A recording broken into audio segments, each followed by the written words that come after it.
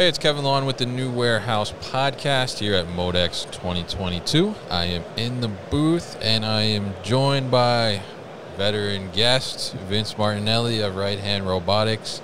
I think Vince has been a guest ever since ProMan 2019, I think, was the first time you were on the podcast. I think that's right. Yeah, that's right. I think it's the first time we met, and I think you've probably been on, I don't know. 2-3 times now, yeah. You might be getting to that 5-time club, maybe. I don't know. Is that the platinum level? Is that what I'm at? Yeah, like on SNL, you get the 5-time host, you get special jacket, stuff like that. Oh, cool. So, yeah. I look forward to that. Thanks.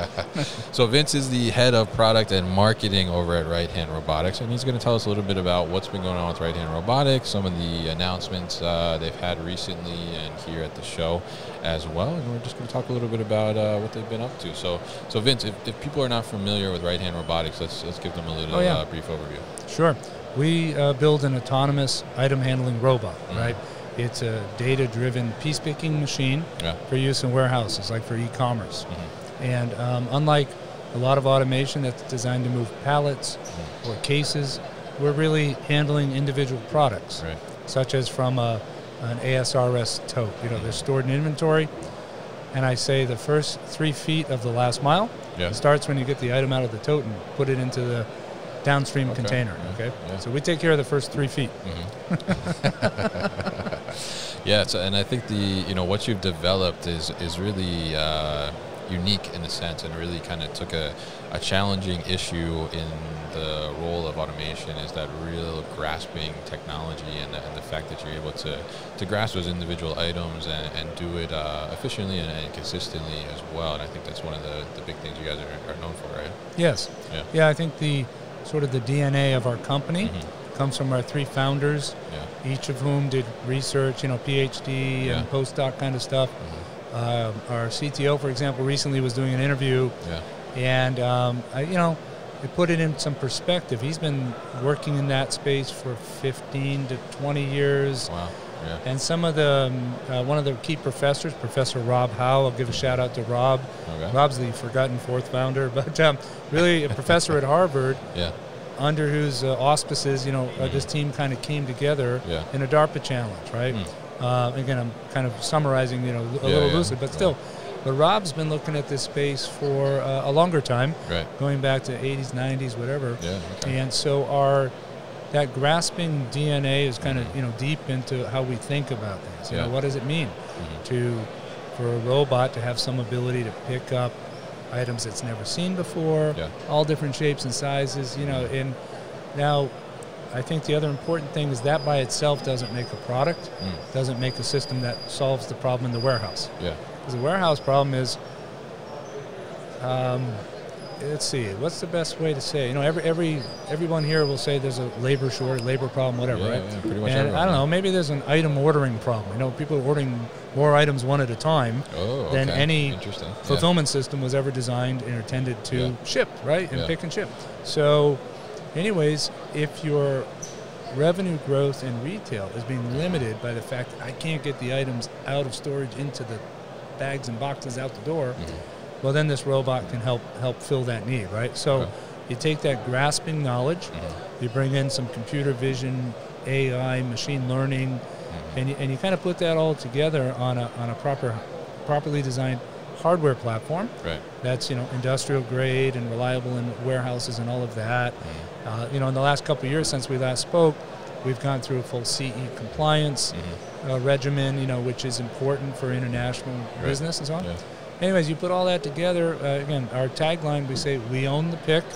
So whether you're a system integrator or the end customer, you can count on this robotic machine to do that picking task for you. And that's, that starts, though, with the grasping understanding. Right. Yeah, and I think that's one of the most interesting things about it is because you don't think about, I guess, how much interesting movement goes into grasping something with your own hand. And the fact that you're able to replicate that in a robotic way, an automated way, I think is a huge achievement for the industry. So kudos to you guys, obviously. Thank you. And I do have a question, actually, something I was wondering, and how come RightHand Robotics? I think a lot of the left-handers out there are wondering why did they get left out. Yes. So first off, our CEO, Yarrow, who I think you've met a couple of times along the way, He's a lefty, right? So we are not anti-left-handers. Right? Interesting. Okay. At all. No, the name, and actually it predates me a little bit, so I don't take responsibility or blame for the name. Okay. But the idea was it's the, like your right-hand man, your right-hand person, the one you count on, or the right hand for the task. Gotcha. So that's kind of where the name originated from. And again, like a lot of corporate legends and mythologies, if you get the 2 or 3 founders separate and ask them, there's slight different variants of that, but roughly speaking.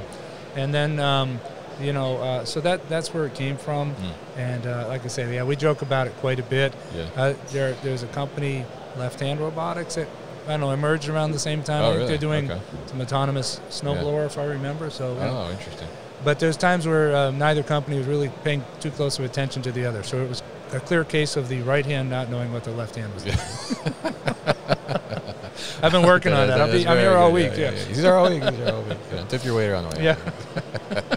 Very good. I like that. So now, obviously, you guys have developed this, and it's pretty a great platform, and it's something that's really tackling this challenge that we just discussed. And obviously, people are believing in you in this, and you guys keep advancing. And so you recently had a large round of funding from some new investment. So talk to us a little bit about that. Sure. Yeah. About a month ago, toward the end of February, we announced our Series C funding. Yeah. $66 million in new capital to help grow the business to the next level. It's really exciting. Some great new investors, a company called Safar Partners. Okay. Invest in a lot of early tech, and then as well as SoftBank Vision Fund, who I think people have heard of, Vision Fund 2 technically, and as well as T.H. Lee Partners. Okay. And T.H. Lee's been investing in automation space for a number of years now. Had acquired AutoStore at one point. Of course, since then it's gone public, but they still hold a stake in that. Okay. So, what I find, among other things, exciting about this not just the current group of new investors, but of course the others who've been participating all along, is their depth of understanding of automation space, industrial systems, supply chain. These are guys who can invest in any number of companies. Sometimes they place a couple bets, but even so, it's a real vote of confidence in the business plan, some of the directions we've taken with the product and the go-to-market. It kind of all has to come together to, even though there's a lot of investment going on, some healthy valuations, it's still, you won't get that if you don't have a real positive plan that you're showing and some traction, real customers and all of that. So anyways, big, and for us that means we're going to double the headcount this year. Wow, okay. Got some aggressive, it would be, I won't give exact numbers, but we're going to double and double and double in sales for the forever, or at least for the foreseeable future, right? So that's kind of the trajectory we're on these days. Okay. And if people are interested in jobs, how can they find them? So on our website, there's a careers page. They're constantly updating the newest positions, and there's all levels. We're looking for executive level roles, entry level roles, everything in between. Lots of software development work. It's really a cool platform. It's a fun thing here to show it live. We're showing RightPick 3, third generation of the system. So we launched that last year, but there haven't been too many shows to show it in public to people, right? So you can watch a YouTube video, it's one thing. But the kind of response we get here, there's gangs of people around the bot watching it. It's kind of mesmerizing. I think you've seen it in the past, definitely. Really exciting. This machine, we changed a lot of things. It looks similar, but like a new car model, it's all new under the hood. And, I think compared to 2020, we're at least 30% faster, just the raw rate that it's picking here in the show. Really? Wow. Yeah. And it's it's better in every dimension. I could go on and on. I'm sure. So definitely interesting and great that you got that funding and that you're going to be expanding the workforce there as well and offering those positions. So additionally, I think you also just announced here at the show, I believe, that some partnership with Vanderlei. Yes. Yeah. Talk to us about that. Yeah, that's brand new today, hot off the press. Of course, Rondolanda, one of the top 3 or 4 system integrators in the world. And they've been doing business in the States for a while, but better known probably in Europe. They have this great marketing campaign I like that they call the secret is out, I think is the thing, you know. And it's kind of fun because they're like, oh, Vanderlanda's. It's a funny name for Americans, you know. So so they're like reintroducing the business. It's already big in the States and taking off. So they have, of course, pallet movement and case movement and item handling for break pack or replenishment to stores as well as e-commerce, right? So what they've decided after basically playing this space for a few years and then looking at other potential partners who could bring the piece picking technology to them, they've decided to work with us and bring that to market jointly together. Very exciting for us. You know, one of the things we've been doing for a few years now in parallel with the core product development is building the sort of API interface for partners or integrators to connect to the robot. We have a pretty rich data, which again we use for machine learning, but also just performance dashboards and the tools that the end customers need to run the building and run. So, you know, whether that'll be our screens or push the data over to Vanderlanda, some of these things we're still, you know, we'll know more. We'll tell you in the future. But again, I think we've been really, we see a path forward where we help create the interest in the industry over the last 4 or 5 years for piece picking, show it's real, have, you know, proof points, production facilities, and so on, and then work with large, integrators, big or small, but work with the integrators to bring that to market more effectively, because the end customer needs the full building to work as a machine, if you will, right, and be integrated in a way. And again, Vanderland is a great partner for us to help bring that and scale in the industry to the next level. Yeah, definitely. And I think it's great that you guys are able to partner and collaborate in this way and just expand upon your offering already and make it better for the end user. So it's very great to hear about that, and obviously congratulations on the funding too. I think that's a great thing for you guys, and certainly gives you some more room for the future as well, right? And by the way, you know, it's almost funny. I've worked for 4 startups now, and there's a phase in the early days where, you know, you're not, again, we're still cautious and thoughtful about how we spend and frugal and whatever, but there's a point where you have some money to work with, and it's quite a different state than, say, 4 years ago. You know, where literally on a trip here, we would bunk together, right? I mean, everybody's doubling up in rooms and things, and we're really. So now I have my own room at the show. This is a big step forward. Wow, he's growing up. He's growing up. Very good to hear that. Yeah. So now I'm curious too, from your perspective. Obviously, you know, being involved in the robotics world and other startups, as you mentioned. So, you know, here at MODEX, 2022. I almost said 2020 there, but you know, so it's been 2 years, right? So since we've been out there, and so everybody is here, you know, on full display with their innovations and all these things. So from your perspective and what you've seen at the show so far, what really is standing out to you, and what do you think is kind of that next step in our industry? Well, and it's, I would say, a broader trend, more than one specific, you know, new thing or whatever. And you know, I think you know from our previous conversations. Oh, let's see, the first MODEX I went to was probably 2008. Okay. It's part of Kiva Systems back then, right? There were not a whole lot of robots in the house in 2008, right? There weren't, and people were skeptical about the whole idea. So, okay, you come forward to 2022. This isn't exactly a robot conference, but there's robots everywhere. AMRs, AGVs, picking robots, on and on and on, right? So, again, I think we talked about the drivers of the demand and e-commerce and so on.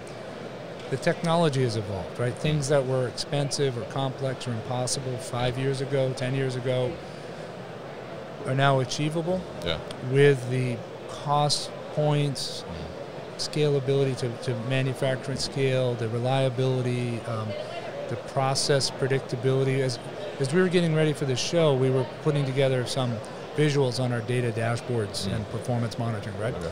And we took data from some live sites, anonymized it a couple different ways so you can't tell where it is, and we said, let's show 10 robots, but it's live data from a couple weeks of robot work. And it turned out the throughput, I was a little stunned when I looked at the data.